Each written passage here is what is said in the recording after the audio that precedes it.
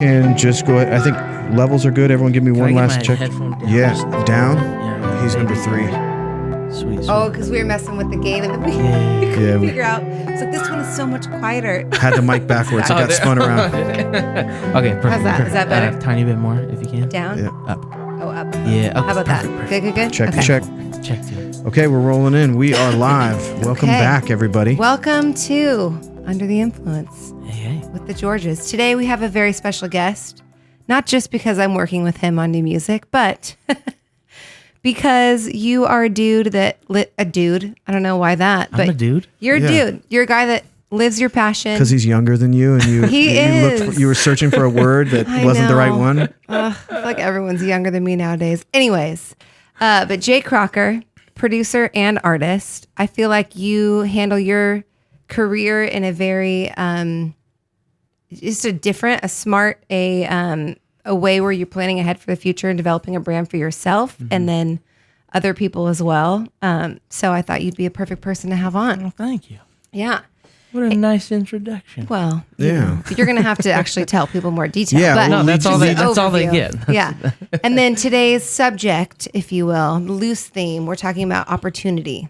And first question is, what is opportunity Yeah. to you? Let's define it. Like being the antagonist. What is opportunity? What do you think is an opportunity? I think the only reason that's a tough question is because opportunity is everywhere. There we go. What we were just talking about. I mean, If I had a horn, I'd be dropping it. Yeah.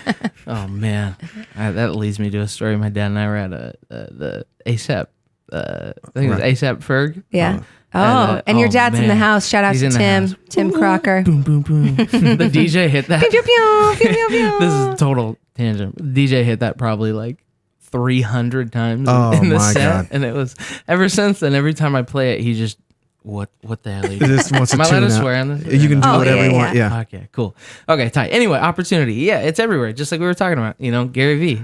Everybody watches Gary Vee, and they see, he's gonna go buy some baseball cards. That's opportunity. Now everybody does that. It's like, Yeah. I guess it's hard to define opportunity for me because it's like, it's obviously a very cliche thing. It's like there's opportunity everywhere, just like there's inspiration everywhere. Right. But it's really true. Like you look everywhere around you and you can find something to do. And that's why it's like, I have a very get off your ass mentality.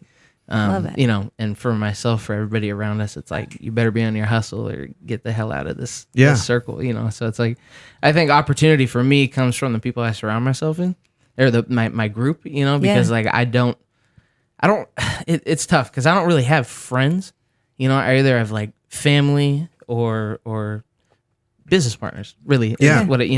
I don't, I don't really have this friend group where we just hang out, like every time. Plus, you're working a lot, yeah, right? Well, right? yeah. I mean, all the time. It's the music industry. It never stops. Let me ask you, how old are you? 24. Which doesn't matter at all, but that's one of the things I think is most impressive about you so far. Is even when you're scheduling stuff, you're very active and thoughtful about it. When you're running behind, you're actively engaged. It's like I think that just from afar, the professionalism that you bring at 24, you have a distinct advantage over most 24-year-olds. That means a lot, Especially with the kind of stereotypes that millennials have of not hard workers, not professional, and especially in the music industry, we see that shit all the time. Where people don't show up, they're not prepared, they don't know like what time to even be there. It's hard to categorize myself as a millennial because I don't like going out. If I'm doing any kind of activity, it's probably watching a movie at home with my family. I'm sober. What else? I drink coffee like all the time.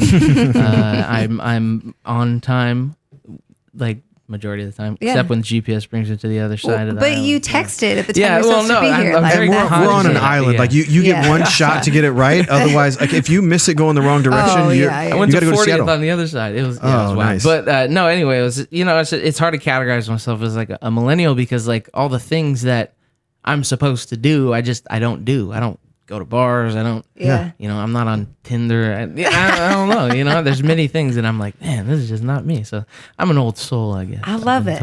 Well, give the people some backstory. So when did you decide to become like a full-time producer? How did you kind of decide that was your path? And go from there. Well, When did I decide music was a full path? I think it was once I realized that I couldn't play baseball forever, which is, it was like huge love of my life. But how old were you when you found that out? I hit sophomore year and I tossed my shoulder out and I was like, man. See, I hit sophomore year and dudes could throw a curve. Right. Like I had an illustrious baseball career until I was like, I thought that was going to hit me in the face and it was a strike and I'm done. Yeah. Then I went to track. Exactly. Everybody has that one point where they're like, oh man, I can't do this forever. Yeah. And I had this, I was thinking about going to college and playing baseball and doing that whole route. And I was like, you know what? This isn't going to be forever. I love the game of baseball. I want to be involved with it, help kids, help the youth and stuff like that. But for me, it's like, my biggest passion. Sorry, drink a bubbly before this. My biggest passion, outside of not sponsored. Not sponsored. No, outside of baseball and everything was being creative and making music. And I grew up in a really artistic household. My mom's an artist. My dad's just like a music guy, and so it was always a really artistic, free flowing kind of household of like, if you love it, just do it. Yeah. Don't talk about doing it, just do it. So I think that point where I was like, hey, I'm doing this, but I'm also like playing baseball. And then I was like, well, I'm going to put this baseball thing aside. Let me just see what this has to offer. And people ask me, it's like, when did it change from being a hobby to being like a professional thing? It's kind of tough because it kind of just happened. Yeah. It wasn't like, oh, I was just making music for fun. And then I started making it like a professional thing. Who opened up the door for you first though? Like who showed what was you? Your Where's first your first opportunity? opportunity? That's a great question. I love the story because I always tell it, and it's a cool thing because I teach like 7th and 8th graders, and I teach high schoolers music production. Yeah. So there's always a cool story of like, this is how you get yourself into it. But so I the beginning days of social media, I started messaging all the people that I listened to. So I was a big like hip hop head in like Seattle, local Seattle hip hop, loved it. So I just messaged like everyone I could that I listened to, not really trying to get anything from it more than just like introducing myself. I was a big fan of like, I just need to let these people know who my name is. Like my name isn't even a thing yet. I'm not even good at all, but I just need to let them know who I am, let them know I'm here, and give me a few years because I'm going to play ball, And so I just started messaging people, all the people I listened to, and like 2 people got back to me. And one of them was Ryan Lewis, which was funny because this was like before they popped off at all. I was just messaging saying like, hey, I love what you do. Keep doing it. You're inspiring us younger kids and stuff. And then another artist that I was listening to at the time, his name was Raz Simone. He opened the first door for me and was like, hey, so you like make beats? And I was like, this is a good lesson for anybody listening to it. Just even if you don't, just say you do. Yeah, because I was figured out later. Yeah, totally. Dad's nodding hard over there. Yep. Too many situations where I ran into that where it was like, yep, I do. Do you sing? Yep, I do. And just figuring that out as it goes.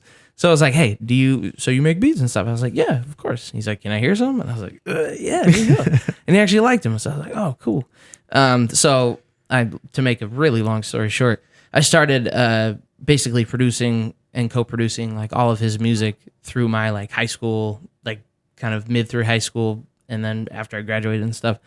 So starting at the age of like 16, I was in The Baby's Awake. Oh snap! The first interruption of course. I wonder. If I was wondering. I was like hearing it. I was like, of course he's gonna pop off when we have our guest. I don't know if it was the dog. No. Let me know when I'm good. We're good. Cool. Okay, so you reach out to Raz. He gets back to you. He gets back to me. I start going to the studio with him and kind of learning that whole process. Which my whole career, it's kind of funny because every situation I've just been thrown into and I figure it out, So it was like, hey, you're in the studio, like figure it out. This is how, I need stems. And I'm like, what are stems? Yeah. So just figuring it out as I go. So I was like 16 at the time, 15, 16 when I like. What's the scene like in the studio at 16 with those guys? I was just a chubby little white kid that knew how to make beats. So I'm like, okay, I'm gonna build you guys, like coming in with like this thought of, I need to somehow make this stuff better, like that was you got to put your fingerprint on it. Yeah, and it still is my mentality. It's like I could be in the room with the greatest artist of all time, but I'm going to do my best to somehow make it better or elevate it in a way, right? Yeah. So it's still the same mentality, but it was just me not knowing how the hell to do that. Whereas now I'm like, oh, I have a really good idea of how to do that for whoever I'm working with. I was like, okay, I'm gonna figure this out. Like this is what I think would be a good melody. And it's like, is that a good melody? No, okay, cool. And just kind of like learning as I go. And honestly, I got to pay homage to Elliot Idy. He was the engineer at Undercast. This was the studio that we went to back when I was younger, out in like Shoreline. He would just grill me. I'd be like, here's the stems. He's like, why do you have 5 kicks layered on top of each other? I'm like, it's more powerful. He's like, no, it's not. So I just learned all the technical side of production from, those nights. Cause we would work like 2 a.m. to like 6 a.m. sessions. And so I'd like leave school, like go home and do my homework and then like go to the studio at 2 a.m. Parents were cool with that? I mean, he knew I wasn't going to get in trouble because, my dad's like OG, so he talked to everybody and was like, don't fuck around. Rattle some cages for you? Yeah, exactly. So it was like, everybody knew what it was, and it was, business is business. So we were going there to get work done. And, that translated into when I first started going to college, which I decided to go kind of a different route than everybody. And I had good enough grades to go wherever, but I was like, you know what, I'm gonna go to community college and learn how to make music. So I did the music program at Shoreline, Nice. which highly recommend to anybody. Awesome program. So I did that, but we were still doing the studio stuff like every night. So it'd be like 2 a.m., 6 a.m. Then I got class at 8 a.m. Dang. And I'm like, so I started sleeping in my car in like the Shoreline parking lot. I put like this little mattress in my car. But they're just the opportunity. That's I wasn't gonna miss an opportunity. Even to my own detriment, I'm not gonna get sleep, but I'm gonna get every opportunity I can, except the sleep opportunity. But yeah, so I started producing basically all of his music, or at least co-producing it, and then that kind of turned into a point where I was just touching everything that we did, and super grateful for those times because it was I just learned so much. Yeah. So much experience. Did that come to an end, or are you still actively involved? Not as much with his music anymore. I met so many people through that though. I imagine, the hip hop door opened, but I was making a ton of stuff before that wasn't in the hip hop vein. So I started producing for like Romeo Francois. Sam LaChow, who I'm doing his album right now. We're finishing that up. And then, so many people. He played at Summer Jam at one of our first like non-dates that we had. Oh, for real? Yeah. So we, like, just a quick interjection of the backstory. Did he play there? He was. Raz was there with him. And so it was when weird. Was it? So this would have been about 4 years ago. And Rich Penton and the Sky Movement guys had gotten a hold of the Summer Jam at the amphitheater. And I had previously heavily invested in one of the dope music festivals. We brought Chris Brown, Schoolboy Q, and Tyga, Corrupt, like a whole crew. Out of like Tacoma Dome? Yes. Yeah, and it was Rich's first big, and I love Rich. Rich, he'll close his eyes and swing as hard as he can.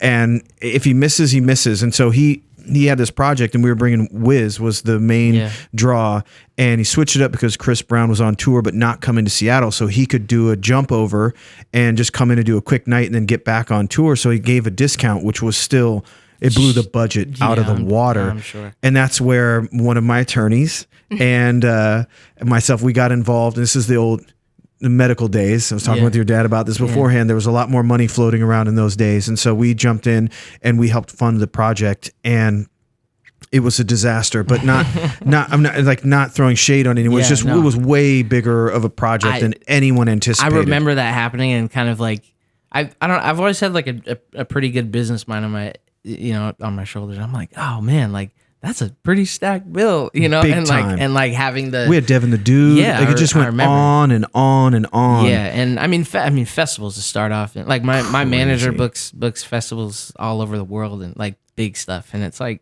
Remember, the venue takes the money first. Yeah. Every time it all goes in escrow, and Tacoma Dome got paid first, and a lot of people, myself included, were on the wrong side of that, and it was really just a learning curve. But because of that, Rich kind of broke onto the scene and got a hold of Summer Jam at White River. Nice. And he was able to put Clem and everybody on a little bit. And Sam played that year as well. And that was I had been I remember that. around all those guys a lot. And I've actually not, like, I think Susan probably told you that, like, I've spoke to Raz like through social media as well, but my connection there a little bit is really through King Lee's. Oh, Lazy. Yeah. My guy. So he used to come around. I had originally opened up a studio in Maple Valley. Okay. And what was that called?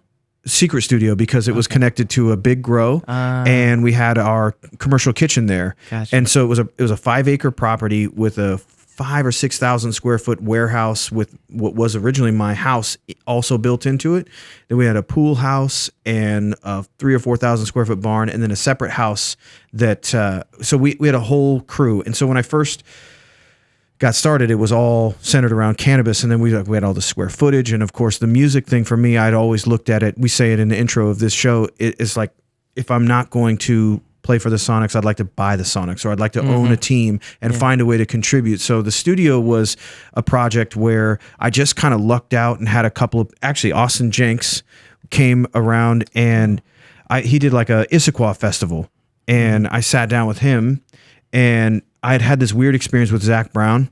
Zac Brown doesn't smoke. Zac Brown Band. Yeah. I just outed a story that I've already told on the podcast that I said. I haven't heard it. That was important. So the short version of this is, I went to a Zac Brown show. It was terrible. I told him about it. I reached out through their fan club and said this was garbage. I was broke. I came home from Florida. I sold a dresser in the morning, and I went to your show, and it was junk. Like he was sick, and they should have canceled. And so they said, come back next year and we'll put it on for you. So the next year I said, I'm coming back. So we did a meet and greet. I ended up spending a few hours with Zac on the tour bus, and may or may not have had my brother bring product over from Seattle and send them home on a private jet. Yeah. And so a lot of product. Anyway, that story was kind of known in the community. Like, we didn't tell everybody, but my friend who had Austin at a barbecue said, hey, tell him about that, because he loves Zac Brown. They're kind of cut in the same cloth. Yeah. And so I told the story, and he said, hey, and Zac Brown was giving me a hard time for using, I was using some bougie software, and he was like, if you're not using Pro Tools, like, you just got to get out of here with that. So I was telling that part of the story, and Austin said, listen, if you'll build the studio, I'll help you put it together. Nice. And took me to Guitar Center, where he knew somebody who used their employee discount. Yeah. And so we built the first studio, really, really crude, in that one of the warehouses. I just had a bunch of square footage, so we built that. And then when he was leaving for Nashville, he put me onto Alan Stone. Oh, nice. And so that's where I met Alan originally, and then of course was just getting product to Alan, and his manager isn't. I'm not even going to go there at all. But I got sucked into funding. Not sucked into. I had an opportunity to fund that kid on the wall back there in that painting. His name is Jinx. We did I love Jinx. He's still a very good friend of mine to this day. We put up some money to do a project for him, and it was kind of like right when the Lumineers first record came out, and Bear Creek put that out. We had some connections with them, and Jinx wanted to do something a little different, and I funded a song that I didn't love, and I ended up like with a bunch of money in and no real way of getting paid back, and Nabisco and ESPN, and we started getting a bunch of sync deals. Mm-hmm. And the sync money was coming in. We did a song for Nabisco for Oreo, and he got like $5,000. I thought, well, my contract doesn't get me any of that. Yeah. So we kind of did a 360 deal, because I was like at my wit's end that I didn't think I could put any more money in and ever see it back. And then Cricket Wireless picked up that song. Huh. So we had John, who did Ryan and Macklemore's Same Love video. Yeah. He did a video for us, and I paid like $22,000, which I'm sure I got fleeced by 6 people in between getting the project done and where it started. Damn. But then I paid to mix and master it, and we threw a fair amount of money at it, and just by the grace of God, Cricket picked it up, and they paid like, we thought we were getting like $50,000, and everyone was really happy. I was getting just a little slice of that, and then we didn't know a whole lot about SAG residuals and BMI, and they spent about $250 million on that commercial. So when you saw that little furry ball dancing around on a Cricket commercial, in the background was our track Alive, and they dropped the vocals and did a number of things with it, but we got a few pennies every time they ran it. Yeah. And man, they ran the hell out of that ad. So I actually ended up doing quite well in that, and I just reinvested all that in the studio. Nice. When my dispensary in Seattle, when it was time to close because it wasn't going to be an option to use that building, I converted it to a studio, and that's part of the reason I know Susan. But Leezy used to come down and work with one of the engineers there a lot, and did a lot of projects with K-Fi. I don't know if you've ever heard of him, but he's one of my favorite DJs in the world. Oh, man. Well, yeah, Leezy. Yeah, man. All those dudes, like, those are the dudes I grew up with in the industry. Like, all, like, Man, yeah, the whole crew, like they're all good people. Yeah, and the stuff, whole so. Black Umbrella thing Yeah. got me because I like the videography side of things. So Sure. Oh, yeah, Raz's videos early on, I was like, whatever I don't even know what the Black Umbrella like imprint stood for, whether it was the music or the video or everybody involved. I just thought that video was amazing. Yeah. I mean, I'm not involved anymore, but it's what it taught me as a whole is like, you know, you put in work and you get something from it, basically. You know, so it's like, what I learned, I'm very grateful for sure. Yeah. So then, at that age, that's awesome. What are you looking towards now? So you're moving more to pop. Things are a lot different. Yeah. So what it's do like you love? Like, hard what do you shift, love to downshift to the pop. Yeah, a lot of it was Take it back to me, Susan says. Yeah, so it's like I started in the hip hop thing, which I love dearly. Grew up on the music, and then I was just I felt like backed into a corner, not in like a bad way, but I was like, man, I don't want to just be the dude that just makes hip hop beats. Like It's a crowded lane. yeah, well, not to mention like I was continually making things that didn't fit any of the artists that I was working with, and I was like, what am I gonna do with all this stuff? Like, you know, nobody's gonna rap over this or whatever. Yeah. So I started saying like, you know what, I need to explore like some of my other options and the different people because I have a knack for building artists and helping them develop their sound. It's like, why just do that in the hip hop side? Like, let me branch out. So I started producing for a few different pop artists from like here in LA and just kind of getting my feet wet in it and like, okay, how is this? And I was like, oh, damn, like I can do this. Like I think melody first is what I always, I initially think about. I'm like melody. And that's like the most important thing in pop music. So I started transitioning to that and producing for a bunch of different pop artists, which ended up being like a ton of fun. It was like a breath of fresh air for me. Do you feel like they have a little more money for their projects? 100%. Me too. Every rapper that Me hits, too.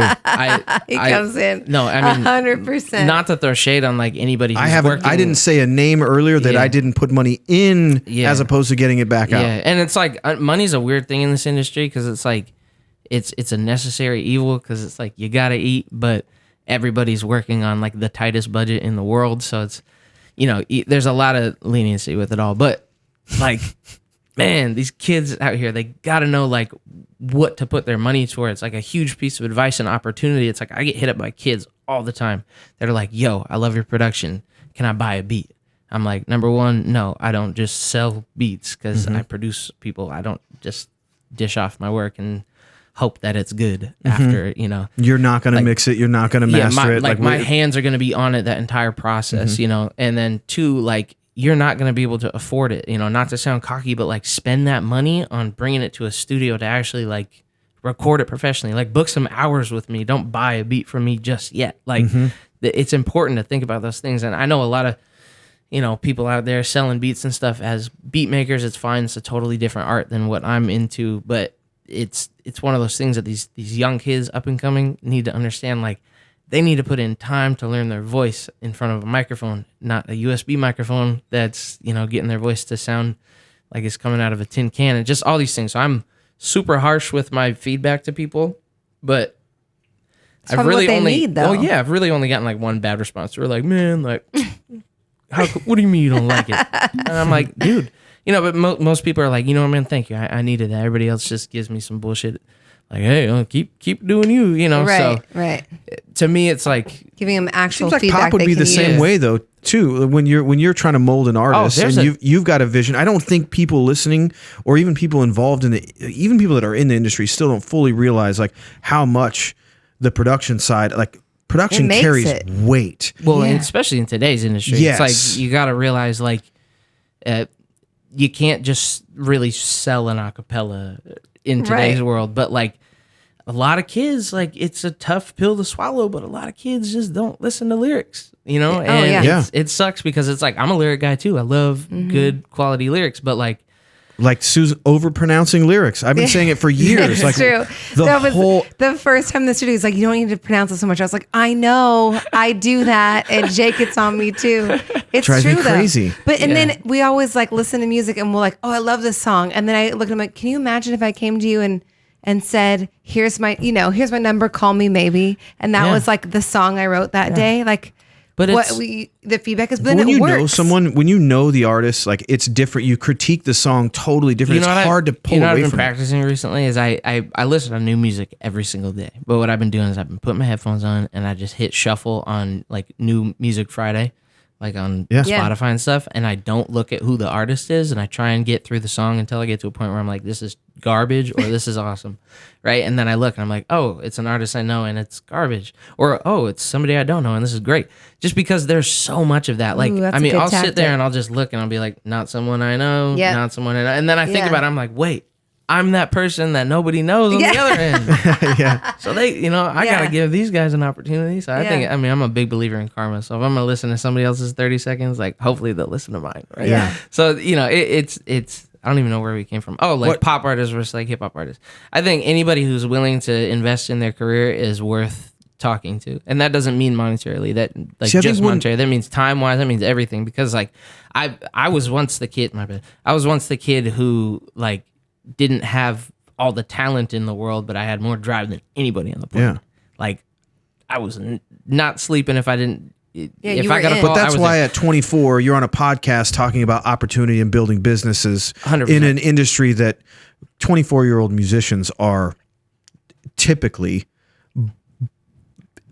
most of them don't have bank accounts. Yeah. You know what I mean? Like just and never mind like understanding how to run a schedule and be diligent. So that's I mean, to your credit, that's the whole reason this makes sense for us. So you're doing a lot of things right. But on the pop scene, one of the things that I think is interesting is I think it's more female driven, at least in this market. See, that's tough because it's like I'm a proponent of just talent as a whole. It's like I don't care who you are, male, female, whatever in between. Like I don't care as long as you love what you do and you're passionate about it. It's like come to me, let's work, right? So it's like it's tough because it's a very female vocal driven industry, but there's far less like female empowerment in the industry, which is so weird. It's like but that's back to how much does the producer's role play on a hit song? Yeah, exactly. And I'm a big proponent of if you're coming to the studio with me, like I want you to feel 1, comfortable 100%, and 2, like you're being taken care of, and 3, like your ideas are being heard. Like I know too many producers or people just sit in, they're just like, I'm just gonna do everything and it'll be good at the end, or like I'm not gonna do jack shit, you take over, figure it out, and then I'll clean it up after. It's like if I'm working with somebody, I want it to be like a group project, and that's why whenever I'm working with somebody, they're sitting right next to me, and even if they're not sitting there choosing the sounds, choosing the melody, at least like I was talking to one of my artists the other day, and she was just like, I feel like you do everything, and then I just sit there and like I'm not aiding as much as I feel like I should, and I'm like, no, you just being here aids enough, because like your presence allows me to like look over you and like feel your emotion of like, is this good, is this bad? And that's just part of the talent of being a producer versus like a beat maker. Like a beat maker is going to sit in their basement and just make beats all day, and they could be bangers, whatever, but like a producer has to have the knowledge of like reading body language and being a therapist sometimes, and being able to bring out like, why are you so upset today? Like, let's talk about that for a second, because that conversation is going to influence the lyrics of the song or the melody or the direction we're going in today. It's like, it's kind of that's why it's so much fun, because it changes every day. Yeah. Every day, Because the stuff that's, what's the quote where the thing that you're afraid to say, write that. So I feel like if you are in those times where someone's, going through something, to put it into the music, that's what's going to be impactful. And that's what people are going to connect to. Yeah. I think that takes a very special skill to be able to pull that out of somebody. Absolutely. And make them comfortable to like record it. And obviously it doesn't work 100% of the time. It's like you're going to, I've gotten pretty good at it now. If I sit across from somebody, I'm like, we don't vibe. Yeah. Like it's just how it goes, and that's okay. That's not a bad thing. It's just like our mojos don't link up together. Yeah. And that happens. But more often than not, I'll sit down with somebody, and as long as their intentions match mine, like we're good to go. And I just want to work with hungry people who I feel like I want to ask who the most difficult person is, but I'll ask, what's a project you've worked on? It's me. I live with you, so I'm just kidding. we were doing the spin the wheel thing, and one of the questions. You can ask who's the most difficult person to work with. I'm okay. My damn self. Honestly. You bastard. No, you 100%. Cheap shotted me there. Set me up. It really is. And we could transition this, because like I'm a solo artist as well, and I release stuff that's kind of more like electronic pop, and I decided to do a solo career after just years of being kind of the behind the scenes producer. And I was like, you know what? I need to be able to build a brand around this if I'm going to sustain this, because I see too many producers who are producing for large artists and end up, getting dropped or left to the wayside once artists get signed and they don't want to bring their producer with them. So I was like, you know what? I'm going to do this for myself. One, because I feel like it's necessary, and two, because my peers that I really respect around me are like, yo, you need to start releasing your own stuff because it's really good, and then I started doing that and building that. But I'm definitely the hardest person to work with for myself, because for some reason it's just so easy for me to I'll sit down in 2 hours and make an entire song with some artist, and then I'll sit there just by myself. Maybe it's just because I'm so critical of my own stuff, and like having somebody there with me gives me like the false confidence of like, oh, like somebody else likes this already. It's good. Like, yeah. So what do you think for yourself, going back to opportunity, do you think if you could pick your opportunity, would you rather have your path laid out for you as an artist or as a producer? Ooh.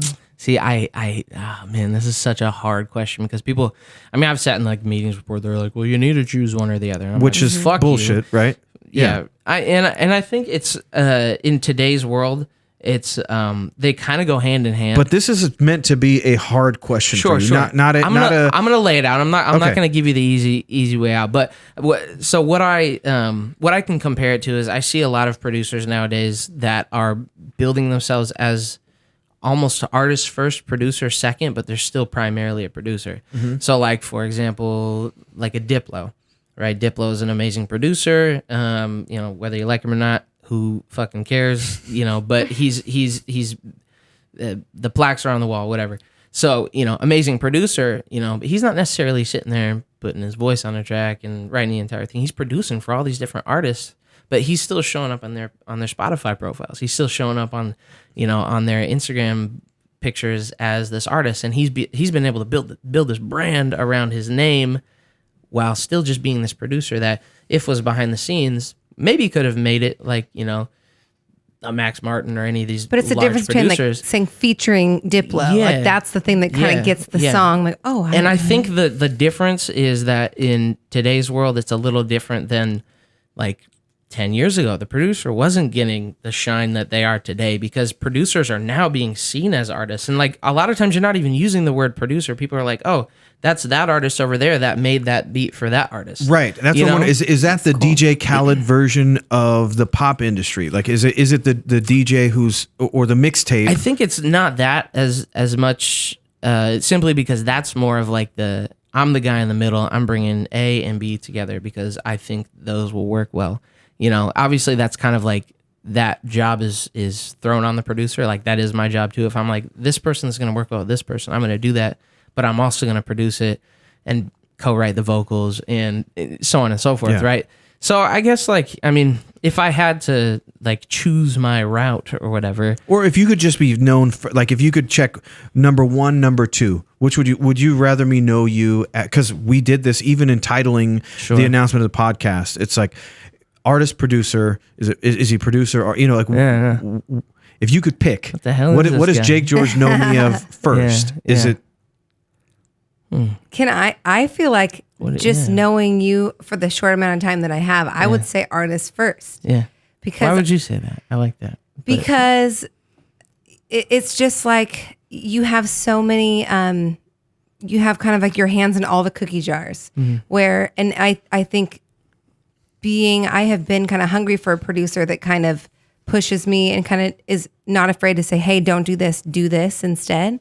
So I feel like that in itself is artistry. Yeah. So I think if you were primarily a producer, you wouldn't be having these conversations that we're having right now. Yeah. And I think that's a big part of it is like, if 15 years down the road, the producer is known as what the artist is in today's world, like I might say producer. Don't you think in 15 years it's not really necessary to even brand the two of those separate from each other? I think we're kind of going into that point. Well, 15 years computers will do. Oh my god, yeah, exactly. No, but I think I do. I'll be levitating to work. I think in 15 years it's just gonna be a bunch of artists running around that do different shit. Yeah. To be honest, because it's like I can't tell you how big of a proponent I am of producers building their brands, and producers building their brands develops them into these artists. Like you see producers nowadays going on tour. Yeah. Metro Boomin's going around on tour and selling out clubs. Mm-hmm. Especially in Europe. What? I was in Amsterdam and it was like there was no singers or people coming through. It was all DJs throwing huge parties, and they would have thousands of people that just want to hear what they can do with the music live. But a lot of that's technology too, though, right? Like I'm old enough to remember flipping through the book on a cassette tape to figure out who wrote that song and why does it sound so much like, or are the guys from New Edition that are all on their own now, are they still having their songs written and produced by the guys that did the original, the original New Edition? And like now, that's woven into the fabric of, it's like, oh, I love this song. And the first thing we do is find out who, like Banks' record, find out who produced it. Okay, let's follow him too, because we know that's which woven I think into is still like on the more rare side. Of course. Like nobody's doing what we do and like pull up Wikipedia and see who the producers and writers are for this. But more than ever. It's becoming, more than ever. But still rare. It is the forefront. Like Grammys just put out this whole thing of this like, shout out your producers and your engineers and stuff. And they allowed you to go through and like pick the artwork or like find the song that you did and then screenshot like the picture of all the people that worked on it so you could post it on Instagram and stuff. And I was like, that's fucking cool. Yes. You know, because that gives shine to the people because people don't realize how many people are involved in the background of all of these records. Like, especially now, it's not just a guitar player, and it's not. Yeah, totally. Even outside of the producer, like we could sit there and do the main thing, but like the person who develop the marketing plan or shoots the video, and then who colored the video. Exactly. It really is. There's so many creative people involved that it's like, it's more important than ever. And how strong brands are. We were just talking about that off the mic too. It's like how strong brands are. It's like, you need to be able to build a brand for yourself in order to sustain in this world. Right. Like it sucks because like I could make the best music in the world, but until I have the numbers to back that up, nobody gives a shit. Yep. Yeah. So that just shows you the power in numbers. A lot of people don't. They're like, well, it's all organic and everything. Like it'll find itself. Like, no, the cream rises to the top. I even say that all the time. But it's like, yo, you need to have this following in order to build this brand for yourself. And that's why I'm a huge proponent of producers doing that, because I hate seeing cats who are producing for people and nobody knows it, which is fine, because it's like there are certain projects that I work on that. Yeah, I want to be more behind the scenes. There are some too. I won't put words in your mouth. Sure. Are there some projects where you go, you didn't do shit on this? I mean, I think it's hard for me to say that because I love everybody I work with, and I'm gonna put my stamp of approval on everybody. He's not gonna do it. He's not. I will 100% say there's people in the past that I've worked with that didn't do a damn thing, but like I appreciate the ones that actually admit that. You know what I mean? Yeah. Like I gotta shout out like Kelly Rose, because she's the shit. One, amazing vocalist, and two, like one of the most humble people I know. Like we were just sitting in the. She's gorgeous. Not to mention, for the record, yeah, she's like my sister, so I can't really say that. It's kind of well, weird, I can because I follow her on socials, and I'm like, dang, she's got good hair. No, yeah, she's anyway, she's very cute. Yeah, when she comes to my house with no makeup, it's like, don't look at me. So I'm like, just get out of here. But no, so she I had her featured on one of my first. Or was it my first? I think it was my first original release. I had her featured on it, and she's so humble enough that she brought over like what she wrote to it, and I was like, that's not it, right? And she was like, okay, then what the fuck is it, And I was like, oh, let me write something. So I wrote something, and she was like, this is awesome, So and then I had her cut the vocals, and I just had this thought in my mind. I'm like, this is exactly how I want it, can you do this? And she was like, absolutely, So she didn't, and she wrote a few words in it, and she's the first person to admit that. Even I'm gonna sit there and I'm gonna be like, no, her and I, we 50-50, whatever. It's like, it's all good, But she's like, no, you did all that shit. Take credit for that. So it's like having people around me that are encouraging that and are like, no, dude, stand up for what the hell you did. Yeah.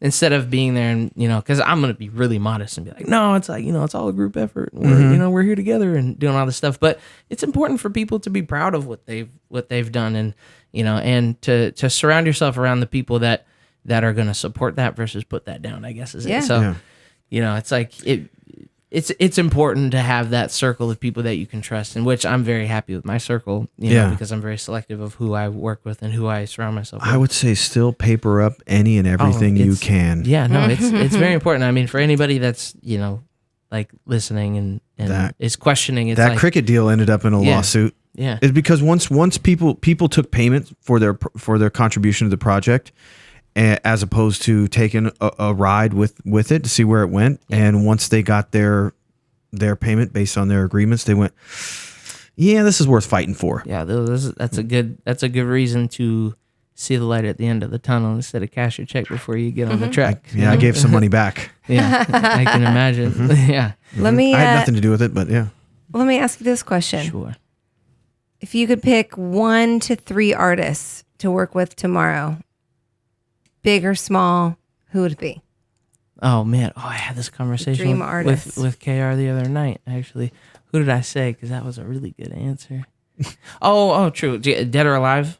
Yeah. Okay, cool. I think number 1 would be Mac Miller right now because Yeah. when he died, I was like, damn, like he was on my list of top people to work with just because he like transcended the rap thing and like turned into like that full on artist that everybody knew him as, and I was like, man, I really wanted to be a part of that. So number 1, I'd say Mac Miller. Number 2, I would have loved to be in the studio with Queen. Really? Like, oh my, that surprises me. no. So like, to me, it's like if I listen to a song and I'm like, how the hell did they do that? It interests me. Gotcha. Right. And then I listen to their whole discography and I'm like, how the hell did they do that? Like that, or even like, it's so easy. It's like a guitar and a vocal, but like nobody would ever think of that melody with that progression. Like what, you know, whenever anybody does that, I'm instantly intrigued. And I think number 3 right now, still living, would probably be like Flume, because he's a really out there producer that makes some super weird shit that not everybody vibes with. I love some of his stuff and hate some of his stuff. Yeah, and that's why I would want to work with him. Is because he's so either right down the pop lane or so far left field that people could give a fuck about. We were talking about the other day. I put him on and I was like, I don't like to any do of here? these songs. Yeah. No, but But I was like, I always forget about him. I really like him. But I'm like, well, I don't like these songs. Yeah, exactly. No, and then you show it and people are like, what the hell is this? And you're like, this is dope production is what it is. And that's also coming from like the purest production side of where I listen to it and I'm like, whoa, like that shit is wild. You know, like that side of it is awesome to me. And so honestly, like I just want to surround myself with people I can learn from. That's cool. You know, which is like if I can sit down with somebody and I can teach them something and then they can teach me something, like I want to work with them. And obviously that those 3 artists could probably change tomorrow, whatever. Yeah. But like for me right now, like off the top of my head, I'm like, those are people that I feel like I could learn from, you know, and I would like to sit in the studio with them, I guess, you know. Was there ever an opportunity that you didn't take that you were bummed about? Or it seems to me like that would not be a possible thing, hearing some of your answers tonight. I learned really early to trust my gut. Yeah. Yeah. So I don't regret anything. Do you have anything you passed on? Yeah. Like a big opportunity? Like Alan Stone was approached by R. Kelly or his team. What a good move and miss that. Yeah, one. it was like 4 years ago. And it was kind of a head scratcher. It was like kind of the blue-eyed crooner. Like that could be, it's going to be, Kells is probably gonna be bad, but he like saw the writing on the wall and was like just passed on it, and I thought bold, like anyone that wants to be in that lane, like that's a big audience, and he was just like, nah. Anything like that for you? I mean, R. Kelly hasn't approached me yet, but outside of he's approached a lot of young women. He wishes he could right now. I'm sure. You're a little old for him. Yeah, right. No, but I'm nothing to that level. but more on the. But I'm thinking small about things, like you know, you mentioned Ryan Lewis earlier. Sure. The reason I asked the question is like, is there somebody who at the time it didn't make sense, or there wasn't a lot of notoriety? Fell out of touch. I think that more relates to when I see an opportunity and I don't take it because I feel like it's not the right time. Gotcha. And that happens. That's happened like a ton of times where I sit there and I'm like, am I ready for this? Yeah. I used to say it, Susan, all the time. I said, if because Alan's manager is Bruce Floor, who's partners with Dave Matthews at Red Light Management. Yep. They got 300 artists, and Bruce is friends with everybody, so I'm not going to say he's a friend, but I know Bruce, and I've said, okay, we'll go down and see Bruce. In fact, 2 years ago, Bruce was, well, I guess it was 1 year ago. He said, come out, take you to a show, we'll meet. I said, okay, if we go do that, and I was to say, you got to hear Susan do her thing. Like, are you ready? Do you want that opportunity now? The answer is no. Like, if you only have that card to play once, it's not today. Yeah, that's it. And then for me, that I guess those are kind of the quote unquote opportunities that I passed on. But it's hard to say like passed on because they're not gone. Right. They're just not the time. In Don't interim, punch that ticket until you're ready to do it. Right. Yeah, and that kind of goes back to that thing of like people approaching me and be like, "Hey, I want a beat from you." I'm like, "Dude, you're not ready yet," and not just like sound like I'm all high and mighty with like, I'm this big producer guy or anything, but it's like, you have to know when the right time is, and timing is literally everything in this industry. My industry as well. That's my whole thing right now. Is I say this on every podcast. I'm getting torched in the message boards by shareholders of our company because I haven't made announcements. I haven't pushed the envelope forward, and I'm I need everyone to understand that I didn't do this so that I could just constantly put out press releases and fluff up what we're doing. Like, I think what we're doing is better than most, and I know what most of the marketing efforts are getting people. It's getting people to buy stock, is driving the stock price up, and that makes shareholders happy. But what we're doing is focusing, like we were talking about with your dad, is focusing on 2020 election, finding out what are we on the precipice of a federal legalization or rescheduling, and if we are, with the tools that we have in place and the infrastructure we have, and that happening, the opportunity is so monstrous that's what I'm setting myself up for. I don't want to peak at a 16-year-old kid in high school. I want to peak at 25. We're setting ourselves in a position so that the opportunity presents itself at the perfect time. And I think it's the same thing with you guys as artists. Like, you need to make sure you are absolutely ready to take full advantage of it. Because like when I was like 17, or no, I was 17. I mean, we were going over to, New York and shaking hands with like the biggest people in the industry, like in the office, kicking it with them, all kinds of stuff. And I'm so grateful that it didn't happen. You didn't pull somebody aside and say, "Can I play this for you real quick?" Or even like, I'm grateful that I wasn't given like a contract then that was like, "Hey, are you like, it's your time?" Because I was not ready. Yeah. Do you listen think to? They knew that? Or I think anybody who's been in the industry that's knows their that. talent. Yeah. But I think honestly, like if I'm sitting there with like a kid and I can read on his face like he knows he's not ready, like I'm gonna respect that kid way more than somebody who's like, I'm fucking ready and I'm better than everybody out here. Yeah, totally. Because if you're not better than everybody out here, you're never gonna get a shot. It's tough in the hip hop culture. Yeah, everybody. I mean, you have to have that mentality, but then there's also the knowing of you're probably 3 years out from being where you need to be. I think it goes back to like professionalism, what you were talking about too. Like for me, opportunity is like, they say 80% of success is showing up. If you have what it takes to like have the discipline to show up and not sleep and to, like take the chances that are in front of you, I think that is what changes opportunity into success. Yeah. When my buddy, one of my best friends, Ronnie, he was rapping at the time. That's how we met. I was producing for him. We had this wild idea of it's like, yo, if these labels don't know who we are, like let's make them know who we are. So we got a bunch of personalized gifts. Like we found out this A&R from this label just got married, so we're gonna get him this like. That's a dope move. So then we flew down to LA and like literally like knocked on the door of Interscope, knocked on the door of every label that we saw fitting the music that I was producing for him. And we just rolled up and just, walked in. We're like, hey, we have a meeting with so-and-so. And they're like, you do? And we're like, yep. Clearly, I'm holding the package for him. Yeah, easily, obviously. And it worked like 2 out of like 5 times. And one of them was, and then we flew straight from LA to New York. We did the same thing over there. I love it. Yeah. And then we went over to Epic Records and Ronnie walked in. He's just golden tongue guy. He'd just talk anybody's ear off. He walked in, went up, had a meeting with, just swindled his way into a meeting with one of the engineers, one of the A&Rs over there at Epic. And he was like, okay, well, let me ask you, are you ready? And Ronnie said, well, yeah. He said, well, I'm going to go show L.A. Reid you once. And if he doesn't instantly want to sign you, you're never going to come back here again. You understand that? Yeah. And he was like, oh, shit. Maybe I'm not ready. Yeah, and that kind of like, obviously I already knew it at that point, but it solidified the knowledge of like, timing is everything. Totally. And if I'm not ready right now, like I better get myself ready but mainly like having the knowledge of like, is this the right time? Yeah. And if it's not, it's not, and that's okay. Right. Just don't wait too long. Yeah. You know, just I think people have longer than they think, especially when you're young. definitely. I think one of the things that like we try to tell our kids, or at least one of them's not talking yet or walking, but tell Carter is that, you know, there's a long time to decide what you want to like.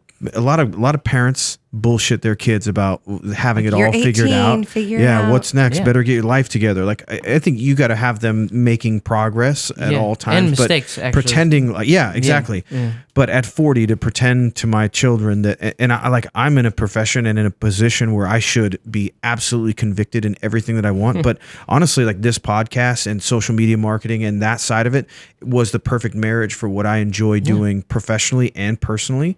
And I think it's just by, you know, sheer luck that technology and timing all lined up so that they do kind of cross feed to each other. Yeah. Well, I think one of the things that I was taught at a young age that rang a bell was, well, like my mom and dad taught me is like, you're young, so go fuck up now. Like, Yeah. go make your mistakes, you Yeah. know, because this is, you That's know, what this is you're the supposed time. We got to an do it. amen from dad. And Yeah. that's good. Yeah. This is the time to go make mistakes. But Yeah. the other side of that is like, you know, everybody will kick it because my dad just kicks it with me and like all my homies and all the people I work with, we're all young and vibrant, and we have dreams. Living and your shit, life, right? yeah. Yeah, and they're like, oh, like you're kicking it with these kids, and he's just Well, like, I'm well, closer to your dad's age than I am to you, so I understand him completely. But he's like, Yeah. you know, he's like, well, when I'm kicking it with these kids, I'm like 19, I'm 24 again, you know. So it's like Yeah. when I Feels go, great. yeah, I when I love go it. hang out with, you know, my father-in-law, I'm fucking 93. And so what the hell, you know? So who am I gonna hang out with, you know? I love it. So it's a, you know, it's who you surround yourself with that, Totally. you know, that bring those opportunities for sure.